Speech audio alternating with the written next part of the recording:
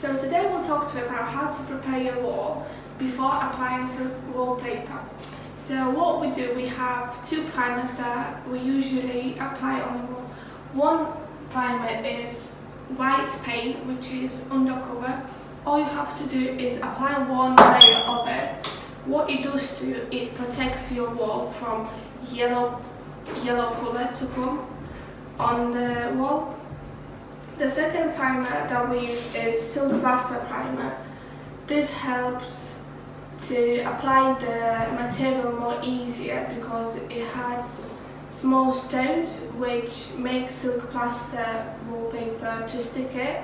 As white paint, it swims around and it's much harder for you to apply. Also, with paint, you will be using more material otherwise as you would with silk plaster. Before using material on your wall, you have to mix it 2 or 3 bags together.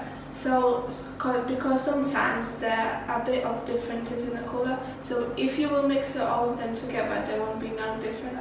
So what we're going to use to apply it is we're going to use a big clear plastic trowel.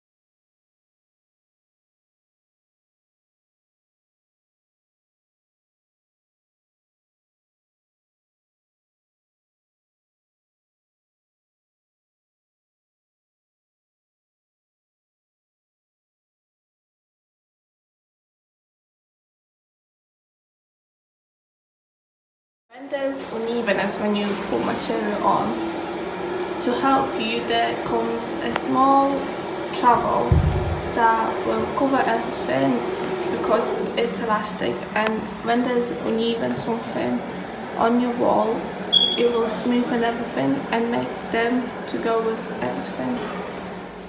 Now we're going to tell you about how to apply the material on external and internal angles.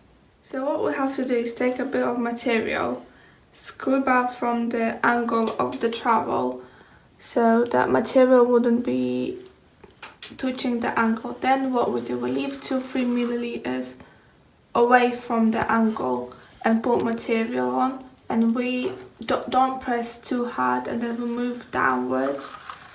Why we're leaving 2 milliliters is so that when we be doing that again, we could the material will cover everything up.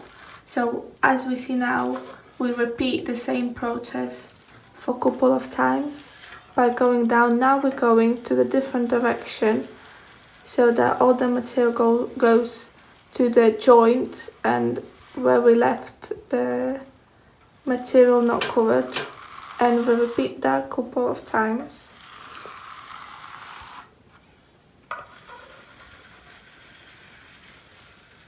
Also, when we apply the angles, we have to make sure that we join all the material together so that there will be no joints, no differences left. Also, we have to make sure that we don't press too much when we apply material on the angles, because you will waste more of the material that you needed. And on angles, you will have to be more passionate about it, as you will be using more material that you need to it. What we have decided is that we're going to show you how to apply material from not very uncomfortable area, and it's really small area as well. So what we did is we're applying the material from internal angle now and going towards the external angle. We spread the material from internal angle all the way to external angle. So when you reach the external angle, you have to put material on and leave it between 1 and 2 centimeters, so that when you will be shaping this material to join the other wall, it will be more easier to shape it out.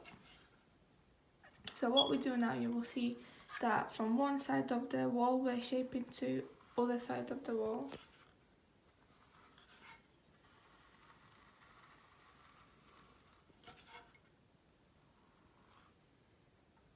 So what we're doing here, we repeating ourselves of what we did previously in other angle. So we take a bit of material, make sure that we go from the travel angle corner, so the material would be touching it. And here we spread it out from the angle that we shaped to the other wall, and we have to make sure that we're really very delicate with the material from the angles, and that you don't press too much on it, because when you have the joint, the material together, you will damage it again. So we always have to spread it around from left to right and from going to top to bottom, and we repeat this process all the time.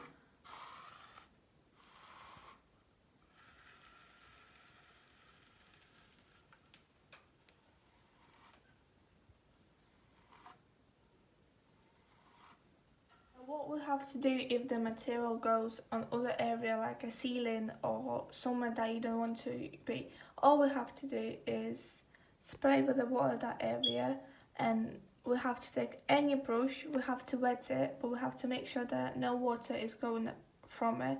So when the brush is wet, all we do is put all the material to that angle or that area where it's supposed to be, as you see it now doing it.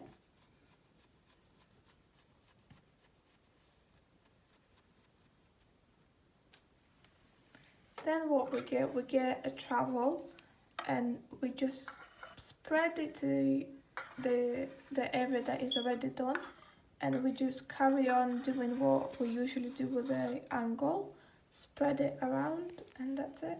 So this wall was made not that long ago, and it's been damaged already. So now we will show you what to do so that damage will be covered. Here is a damage. All we have to do is spread the water where is the damage. Make sure that you don't spray loads of water, because the glue can run off. What we do then is, when the material soaks all the water, all we do is take a trowel and place the material together, and then all we do is spread it around. So when the material was wet, we just go around it, spread it, and when we do that, you won't be able to see that it was damaged. Also, if there isn't enough material, previously when we were doing it, the dry material that was there left, all we have to do is wet it and then place it in that position where it was damaged. Then what we have to do is spread it again, so the material is joined with the previous material, and leave it to dry. What it gives us is that when it's dry out, you won't see that that area was damaged and that it looks the same. Our company provides a full service for you, and if you will be interested and would like to know how to apply this product, you are more than welcome to come to our shop, where we will show you how to apply this material and how it works. Also, we can do a full training for you, where we'll give you, especially for you, between 5 and 8 hours of you training with this material, and the material, you can choose the material that you would like to work with. We do a full training for those people who would like to do this material, apply this material for other people, or work with this material for a long time. So we're really thankful for you, and thank you for watching.